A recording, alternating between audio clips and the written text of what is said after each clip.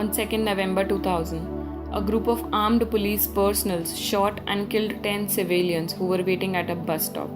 This incident took place in a small town called Mallam in the state of Manipur.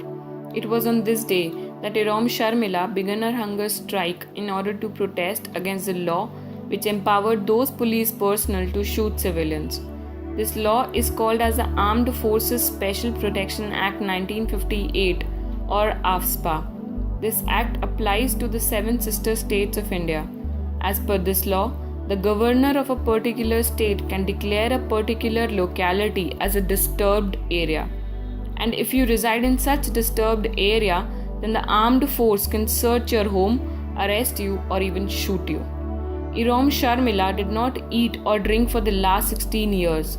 Because of this, she was arrested several times on the charge of attempt to suicide. She is forcefully fed through her nose and she did not even meet her mother as she feared that seeing her mother's anguish would weaken her resolve.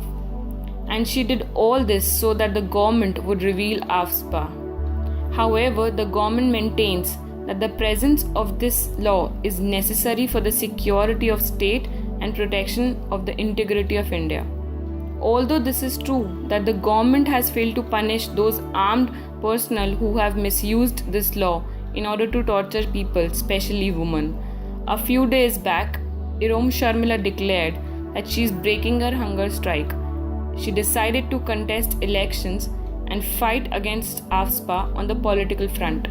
Although her decision is perceived as unpopular, what more can we expect of her when the government did nothing while she was fasting for long 16 years?